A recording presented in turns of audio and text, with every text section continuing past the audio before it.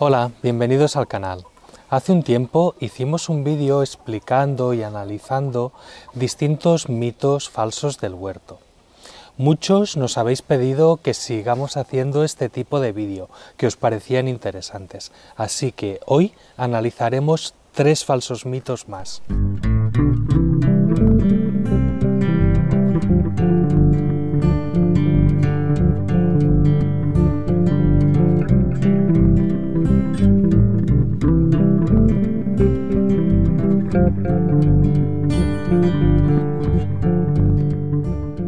Para hacer este vídeo hemos estado investigando por redes cuáles son los mitos que se explican tanto en esta plataforma como en otras. No ha sido nada complicado encontrarnos con cientos y cientos. Muchos de ellos se repiten o son similares, pero también nos hemos acabado haciendo con una buena lista de mitos distintos. Evidentemente en un vídeo no nos va a dar para abarcarlos todos ni de lejos. Hoy simplemente explicaremos 3, pero nos queda en esa lista muchos otros temas pendientes. Así que si nos haces saber que este vídeo te ha gustado dándole al like o suscribiéndote al canal, nos darás a entender que te ha gustado y además que quieres que sigamos haciendo vídeos como este. Existen 2 tipos de mitos. Ambos son falsos, pero en el primer caso, si lo seguimos, simplemente estaremos perdiendo nuestro tiempo, no obteniendo los resultados que esperábamos y ya está. Pero existe otro tipo de mitos en los que, en esos sí, podemos poner en peligro a nuestras plantas o incluso, en algunos casos, directamente nuestra salud. Y estos son los con los que debemos llevar una especial atención. Mientras hacíamos esta recopilación previa de temas, dimos con un vídeo muy curioso. En él, un youtuber muy conocido aseguraba que aplicar arroz a las plantas era una solución casi milagrosa, que con ello se conseguía dopar a las plantas. Sí, doparlas en un sentido literal. Su punto de vista, por así llamarlo, era que el arroz está formado por almidón y el almidón es la sustancia de reserva energética que utilizan en muchos casos las plantas. Así que aplicándoles un elemento muy rico en almidón, como es el arroz, pues íbamos a potenciar prácticamente todos los aspectos de la planta, porque lo que nos decía este chico es que crecerían más, florecerían más, estarían más sanas, más defensas, más frutos, más raíces y más de todo. ¿Ves un poco las características? Lo de siempre, un objeto cotidiano, lo hemos tenido delante toda la vida y no nos hemos dado cuenta de lo bueno que era. Y además es muy barato y los resultados nunca fallan. Los 3 ingredientes perfectos para un mito en toda regla. Si te lo explico así, puede parecer hasta absurdo. Lo que pasa es que nos dimos cuenta que ese vídeo en poco tiempo había superado el 1.000.000 de visualizaciones y una ojeada rápida por comentarios nos hizo ver que mucha gente lo está creyendo. Y en realidad, si te paras a pensar, ese vídeo seguía el discurso, seguía una cierta lógica. Lo que pasa es que le fallan muchos otros aspectos elementales sobre el funcionamiento de las plantas. Hay muchas formas de analizar este falso mito del arroz. A mí me gustaría empezar desde la visión más biológica o más general de qué son las plantas y cómo funcionan. Para empezar, una planta es un ser autótrofo. ¿Y qué quiere decir eso? Pues las plantas generan materia orgánica a partir de materia inorgánica. Para hacer esta transformación se requiere energía y ellas la capturan del sol. Otros organismos, como por ejemplo nosotros, hacemos pasos en la dirección opuesta, es decir, de la materia orgánica vamos cada vez descomponiéndola un poquito más y en esos pasos extraemos energía. como por ejemplo en nuestra digestión alimentándonos.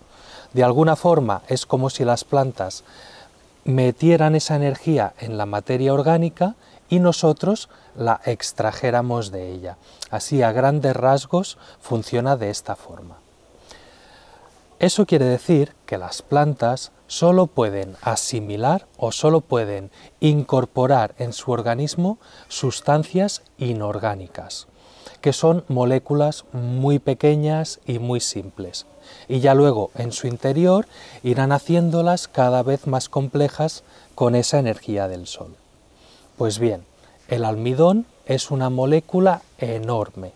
De hecho, es una cadena de azúcares entrelazados. Y evidentemente una planta no puede asimilar, no puede incorporar este tipo de moléculas tan grandes. Cuando decía que este discurso o este mito sobre el arroz tiene una cierta lógica, hacía referencia a que el almidón realmente sí que es una sustancia de reserva energética en algunos momentos del desarrollo de las plantas. Por ejemplo, en las semillas hay almidón, en muchos casos, que sirve como ese primer recurso cuando la planta empieza a germinar. Lo que sucede es que ese almidón no lo han absorbido del exterior, ese almidón lo han creado las plantas a partir de esas sustancias más simples. Y en cierto momento se activan unos mecanismos para empezar a romper esas cadenas de azúcares y quedarse con lo que propiamente les resulta energético, que son los azúcares. Por eso el almidón en sí mismo es una reserva, pero para que se transforme en energía hace falta esa actividad que normalmente la llevan a cabo enzimas que rompe los enlaces del almidón. Así que si siguiéramos la misma lógica de este mito y pasando por alto el punto principal, que es que las plantas no pueden absorber almidón de ninguna forma, pero bueno, si pasamos esto por alto, a mí se me ocurrirían dos dudas. La primera es, de acuerdo, la planta interioriza de alguna forma ese almidón, pero entonces, ¿cómo va a sacar energía de este? ¿Cómo se consigue que la planta active esas reacciones, ese metabolismo, para convertir el almidón en energía? Porque sin esa conversión, el almidón no es energía. El almidón dentro de la planta es una sustancia más que no va a hacer que la planta ni crezca más, ni esté más sana, ni nada por el estilo. Además, también sería lógico pensar en una segunda pregunta, y es, si suponemos que la planta puede absorber almidón, también podría absorber glucosa, que es un azúcar y es como una subunidad más pequeña de ese almidón. Entonces, ¿por qué no le damos azúcar directamente a la planta? Es mucho más energético, le ahorramos ese trabajo de tener que convertir el almidón en azúcares. No entiendo por qué, siendo el azúcar también un ingrediente que todos tenemos a disposición, no se ha inventado este mito con el simple azúcar que todos tenemos en la cocina, aunque tampoco me atrevería a asegurar que este mito no exista ya. Probablemente si rebuscamos vamos a encontrar a alguien que aconseja regar a las plantas con agua azucarada o algo similar. Pero no me malinterpretes, todo esto es un ejercicio mental. No quiero decir ni que la planta pueda absorber almidón ni que pueda absorber azúcar, porque en ningún caso será así. Y esto es un ejemplo más, y de hecho lo hemos escogido como el primer mito de este vídeo, porque en realidad es muy común. Esta vez ha sido con el arroz, pero veo un montón de mitos por redes, vídeos de YouTube, internet, blogs, todo tipo de consejos que siguen esa misma lógica. Como te he dicho, las plantas solo absorberán nutrientes inorgánicos. ¿Y qué son los nutrientes inorgánicos? Nitratos, fosfatos, algunos iones que proceden de sales y se forman cuando éstas se disuelven en agua, como el calcio, que puede provenir de un citrato de calcio, de un acetato de calcio, pero bueno, en todos estos casos son moléculas muy pequeñas. ¿Y qué es lo que no son? Nutrientes inorgánicos o compuestos inorgánicos, que esto es lo más importante. Pues lo que no son es un caldo de verduras, una infusión de cáscaras de plátano, un poquito de leche, todo este tipo de cosas las plantas no lo absorben. Por lo tanto, no tiene sentido que lo estemos aplicando con esa intención. Igual tiene su sentido en el ecosistema del huerto, en el ecosistema del suelo, porque hay otros organismos que no son autótrofos como las plantas, que sí pueden procesarlo.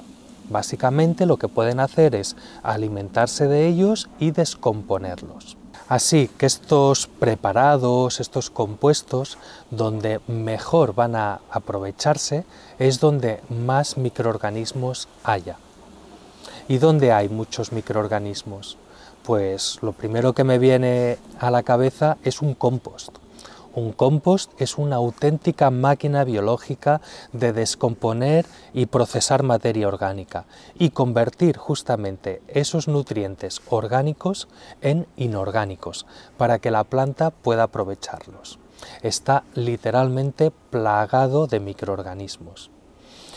También hay bastantes microorganismos en el suelo, pero en un suelo vivo, en un suelo donde existan.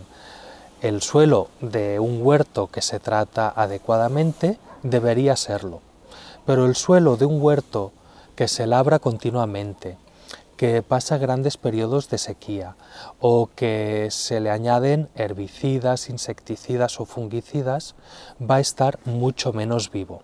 Entonces, si estamos aplicando esas técnicas, ¿qué sentido tiene que luego pretendamos sacar el provecho, por ejemplo, de un purín de ortigas? Seguro que algo hace, pero nos estamos dejando por el camino un montón de posibilidades que nos brindan estos productos tan buenos como es el propio purín de ortigas o muchos otros que podríamos aplicar. Teniendo microorganismos nos aseguramos el funcionamiento de estos remedios y sin ellos prácticamente es como no hacer nada o hacer muy poco por nuestras plantas. Antes deberíamos solucionar otros problemas.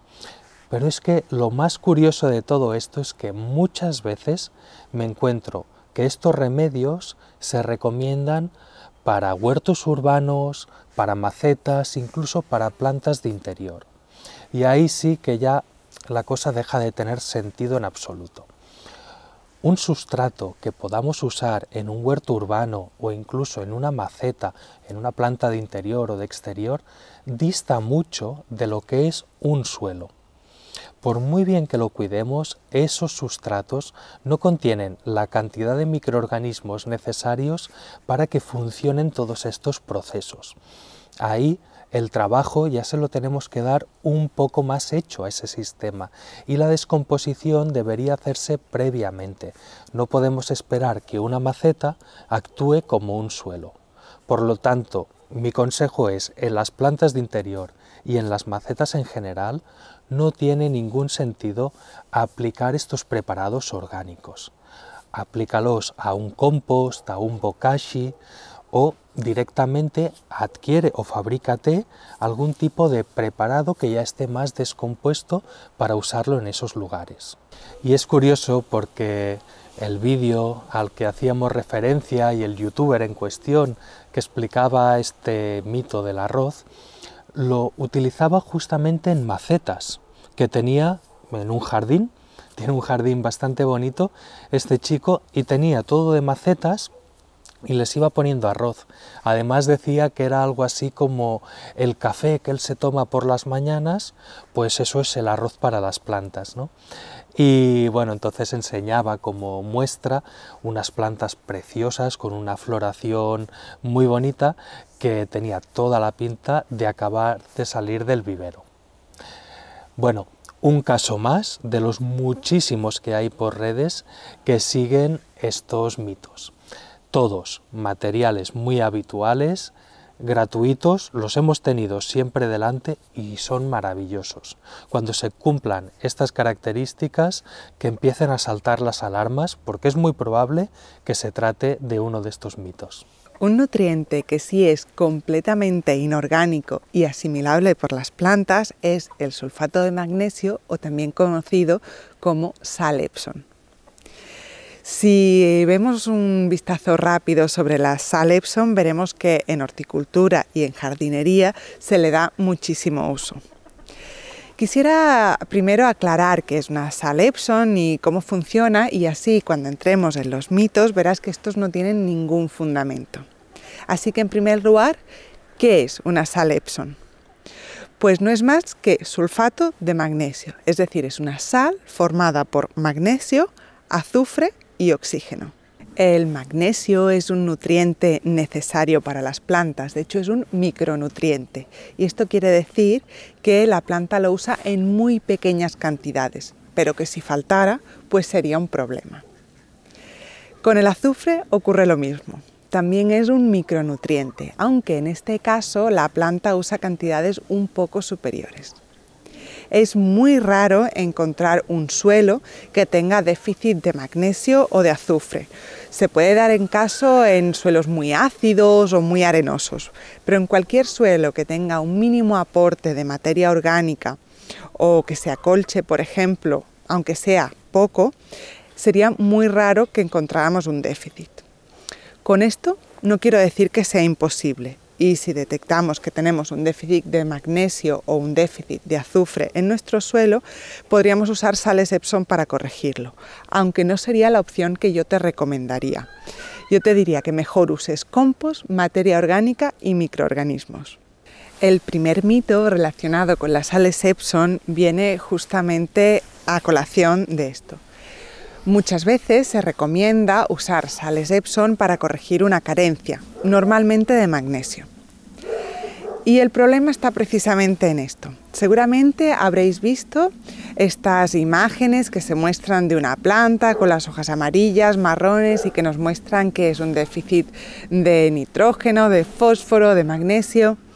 Y es que sobre el papel puede parecer muy fácil identificar una carencia, y hay algunas que lo son, como por ejemplo la del hierro. Pero justamente saber identificar correctamente una carencia de magnesio es algo bastante complicado.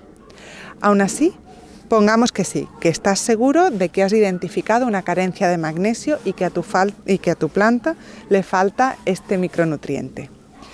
Entonces te recomendarían poner sales Epsom, pero podría ser que tu suelo estuviera lleno de magnesio y que en una alta concentración de fósforo, estuviera impidiendo que la planta lo absorbiera. Así que añadiendo sales Epsom al suelo simplemente estarías causando otro problema añadido. Así como la carencia de un nutriente en el suelo puede ser un problema, el exceso de un nutriente también puede ser perjudicial. Pongamos que has detectado un déficit de azufre en el suelo y quieres tratarlo con sales Epsom. Pues deberías tener mucho cuidado de que la concentración de magnesio del suelo no subiera mucho, porque entonces, si esto fuera así y el magnesio fuera muy alto, tus plantas tendrían problemas para absorber el calcio y el potasio. O pongamos que quieres solucionar una carencia de magnesio usando las sales Epsom. Pues también deberías vigilar que la concentración de azufre del suelo no subiera demasiado, porque si fuera así, entonces la planta tendría problemas para absorber el nitrógeno, que es ese nutriente tan fundamental para su crecimiento. Como puedes ver, usar sales Epsom no es nada sencillo, así que recomendar a alguien que lo que parece ser un problema nutricional de una planta se va a solucionar usando este tipo de sales no solo es impreciso, sino que puede llegar a ser muy perjudicial. Si tienes un problema nutricional, la manera más rápida de atajarlo es usando sales inorgánicas, ciertamente, aunque no es el enfoque que yo te recomendaría. Me parece que un enfoque más orgánico tiene más ventajas a largo plazo. Aunque si alguien está convencido y quiere usar sales inorgánicas en su huerto, adelante. Eso sí, le recomendaría que antes hiciera una analítica de su suelo para usarlas correctamente. Algunas veces hemos visto que se sugiere que las sales Epsom pueden tener algún efecto contra insectos, babosas, caracoles. No hemos encontrado ninguna evidencia científica que apoye estas informaciones. También se sugiere en algunos vídeos o por redes que puede ser efectiva contra enfermedades fúngicas, bacterianas o incluso contra nemátodos. Si alguien encuentra alguna evidencia que apoye estas informaciones, estaríamos encantados de leerlas. Muchísimas veces hemos visto que simplemente se aconseja echar sulfato de magnesio a las plantas así de una manera general para que éstas estén mejor. Es cierto que el magnesio es un nutriente muy importante para que las plantas puedan llevar a cabo la fotosíntesis correctamente. Aunque solo estaríamos ayudando a la planta o mejorando su situación si en el suelo ciertamente existiera un déficit de magnesio o de azufre. Pero así en general una dosis extra de nutrientes no mejora el estado de nuestras plantas. Por algún extraño motivo, las sales Epsom están como muy asociadas al cultivo de rosales. Se dice que una cucharadita de sulfato de magnesio, de sales Epsom, así de vez en cuando a los rosales pues les viene muy bien. De hecho hay jardineros que creen que los rosales demandan muchísimo magnesio. Y la verdad es que no hemos encontrado ninguna evidencia de que esto sea así y de que los rosales demanden más magnesio que cualquier otra planta. Aunque mi mito preferido de las sales Epsom es aquel que dice que previenen o cura la podredumbre apical de tomates y pimientos. Como bien sabes, esta enfermedad viene causada por un déficit de calcio. El calcio es una molécula que a la planta le cuesta mover en su interior y que a veces cuando la flor cuaja o cuando fructifica, pues no está disponible.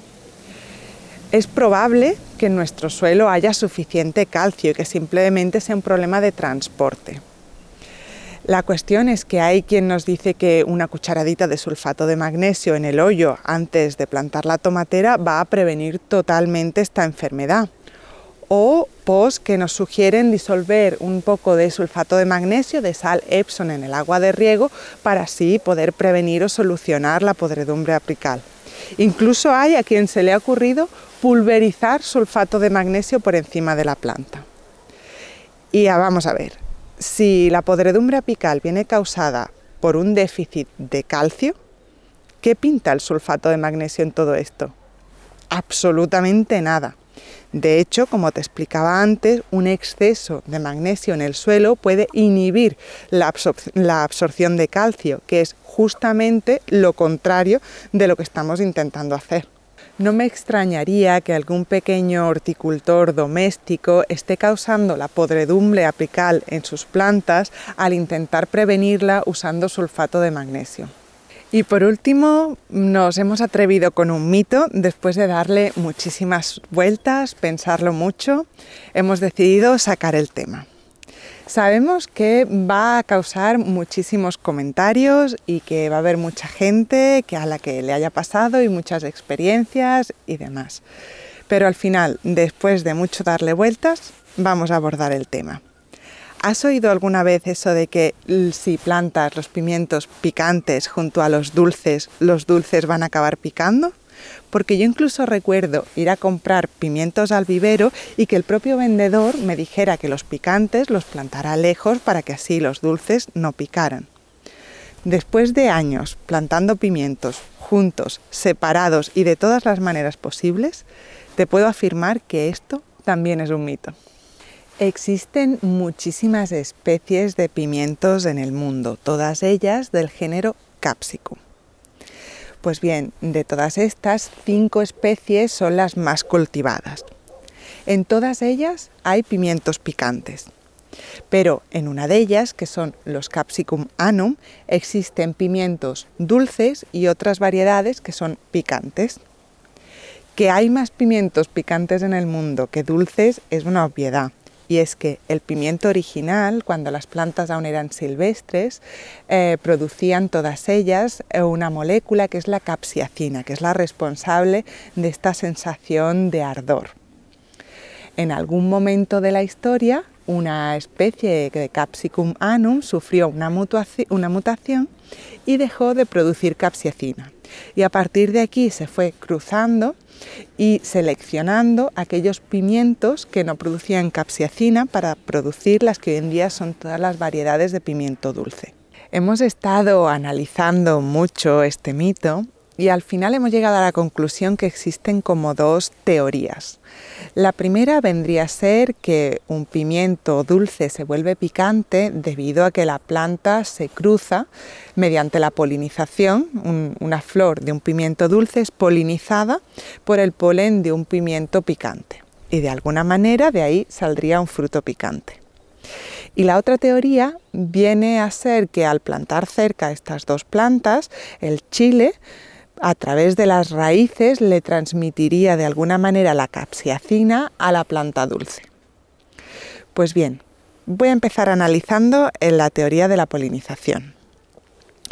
Los pimientos tienen una tendencia bastante alta a autopolinizarse, a autofecundarse la flor, así que se cruzara con una flor externa ya sería un poco difícil o raro.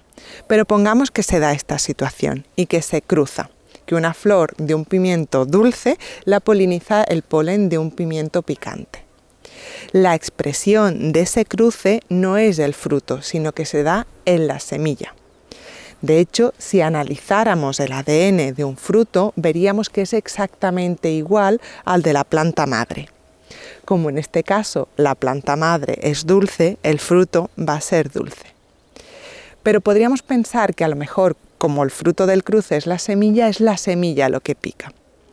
Pues bien, aun en el caso de una planta picante, de un chile, la semilla no es lo que pica.